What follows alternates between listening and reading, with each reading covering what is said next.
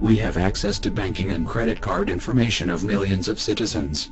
But as for the citizens, do not fear, for your accounts will not be compromised. This is simply a raise in awareness. A demonstration to those who doubted our abilities, to those who support Sophia84, to those congressmen who want to vote yes on these bills. We are not fucking playing. You have been warned. Operation Global Blackout Part 1 engaged. We are anonymous. We are legion. We do not forgive. We do not forget. Expect us. In July 2010, computers around the world began to become infected with the Stuxnet virus. This virus targets Siemens WinCC SCADA systems. SCADA systems can modify and control industrial systems such as nuclear power plants and electrical grids from a Windows-based PC. The Stuxnet virus is unique in the fact that it can not only modify and control industrial systems, but it can also seek out and destroy specific types of industrial systems, such as a specific nuclear power plant. The Stuxnet virus has already infected more than 90,000 systems in more than 115 countries. 40% of the infections occurred in Iran, 10% occurred in India, and 5% occurred in Indonesia.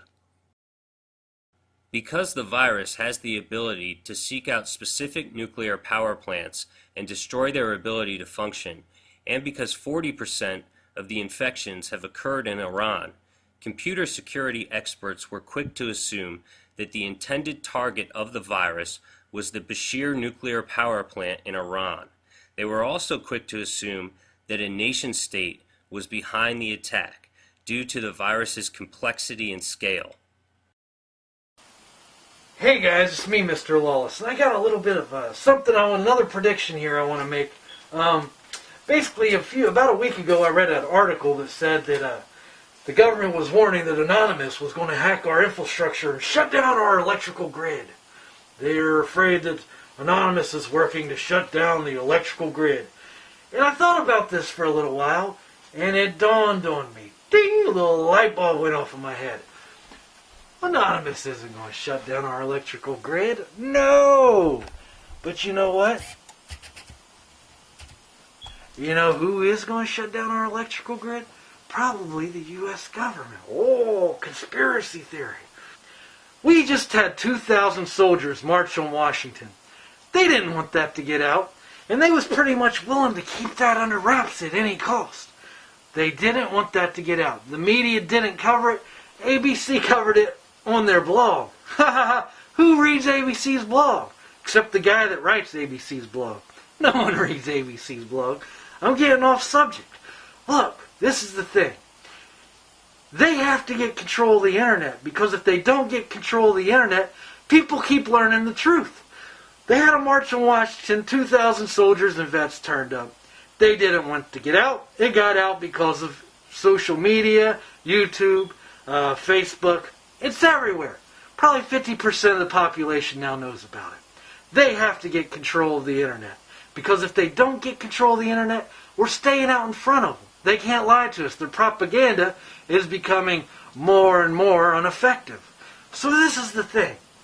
I was thinking about the whole warning that, Anonymous is going to hack our electric grid. Think about this just for a second. If we had a 3-day blackout in a few major cities, right? And people are really uncomfortable, so it's hot or it's cold. My shit isn't working. It's not keeping my house cold. It's not keeping my house hot.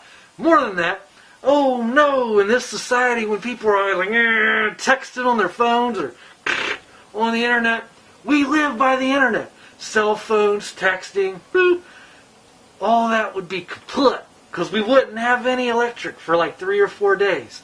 Now when they would turn the electric back on, think of this, say, oh, Anonymous hacked our electrical grid. See, I told you it could happen. Now, what do you want us to do? So they've hacked our electrical grid. Oh my gosh. And people are like, oh my god, I was 3 days without internet. I couldn't watch porn. And I couldn't use my text messages. Blah, blah, blah. And then it comes back on. Anonymous hacked our electrical grid and shut it down. We told you it's going to happen. There's only one thing we can do to prevent this from ever happening again. And that's to take control of the internet. And you know what the sheep were going to say? The sheep were going to say, oh, please, please, take control of the internet. Please, Mitt Romney, take control. Save us, save us, save us. That's what would happen. The sheep would be like, please, take control of the internet. We can't live without electricity. For 3 days it almost killed us. And I was getting a little excited there. I think that's what that's really about. The whole warning about, oh, Anonymous is going to hack our Anonymous doesn't want to hack our electrical grid. I mean, could you imagine how bad the PR would be for Anonymous if they hacked the electrical grid? Half of Anonymous is probably like individual nerdy hackers. The other half are probably like top-level CIA agents that fucking hack and do things, you know, so they can blame hackers and they can get more control of the internet. I'm on to you, government. But I just want you, I want to put that out there. That way when it happens, I can say, I told you so. Violation of the 8th Amendment, protection against cruel and unusual punishments. This website was also chosen due to the nature of its visitors. It is far from the only government asset we control, and we have exercised such control for quite some time. There has been a lot fuss recently in the technological media regarding such operations as Red October, the widespread use of vulnerable browsers and the availability of zero-day exploits for these browsers and their plugins. None of this comes of course as any surprise to us, but it is perhaps good that those within the information security industry are making the extent of these threats more widely understood. Still, there is nothing quite as educational as a well-conducted demonstration. Through this website and various others that will remain unnamed, we have been conducting our own infiltration. We did not restrict ourselves like the FBI to one high-profile compromise. We are far more ambitious, and far more capable. Over the last 2 weeks we have wound down this operation, removed all traces of leakware from the compromised systems, and taken down the injection apparatus used to detect and exploit vulnerable machines. We have enough fissile material for multiple warheads. Today we are launching the first of these. Operation Last Resort has begun. Warhead USDOJ-LEA 2013 AEE 256 is primed and armed. It has been quietly distributed to numerous mirrors over the last few days and is available for download from this website now. We encourage all Anonymous to syndicate this file as widely as possible. The contents are various and we won't ruin the speculation by revealing them. Suffice it to say, everyone has secrets, and some things are not meant to be public. At a regular interval commencing today, we will choose one media outlet and supply them with heavily redacted partial contents of the file. Any media outlets wishing to be eligible for this program must include within their reporting a means of secure communications.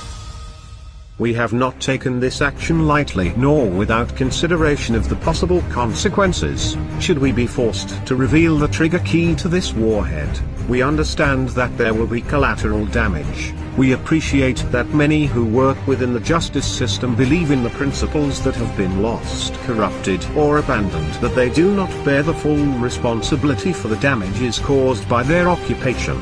It is our hope that this warhead need never be detonated.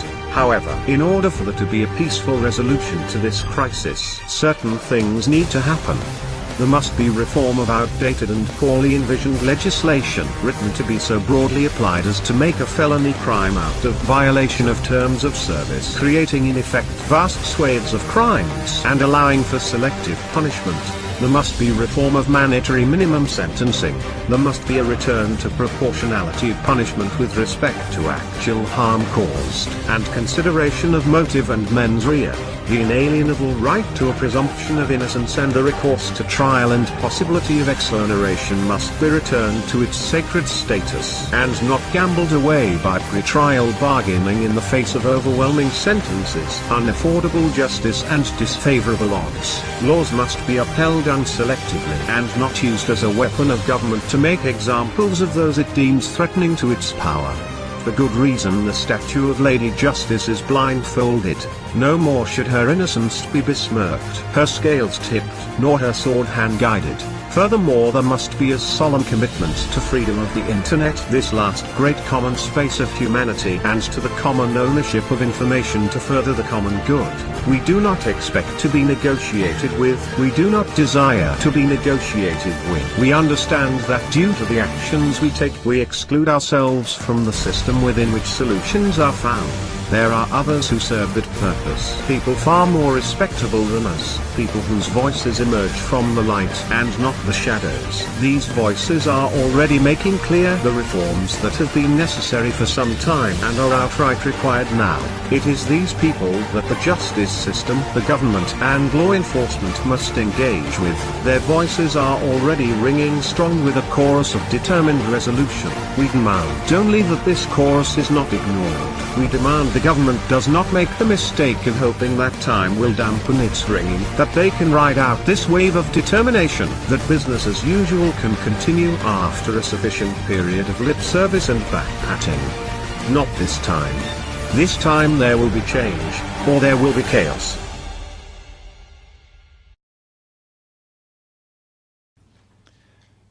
I couldn't help at one point in my discussions privately with General Secretary Gorbachev, when you stop to think that we're all God's children wherever we may live in the world, I couldn't help but say to him, just think how easy his task and mine might be in these meetings that we held if suddenly there was a threat to this world from some other species, from another planet, outside in the universe. We'd forget all the little local differences that we have between our countries, and we would find out once and for all that we really are all human beings here on this earth together.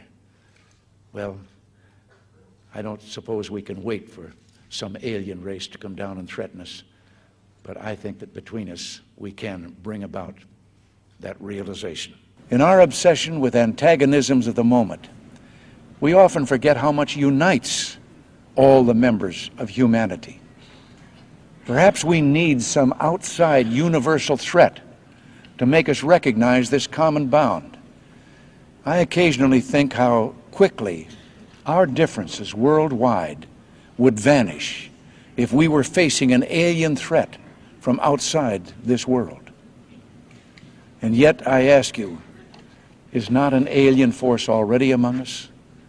What could be more alien to the universal aspirations of our peoples than war and the threat of war? I think maybe I'd answer it this way. I keep, in my frustration sometimes, you know, actually, if you count some of the things going on in smaller countries and all, there have been about 114 wars since World War II. But I've often wondered, what if all of us in the world discovered that we were threatened by a power from outer space, from another planet? Wouldn't we all of a sudden find that we didn't have any differences between us at all? We were all human beings, citizens of the world, and wouldn't we come together to fight that particular threat?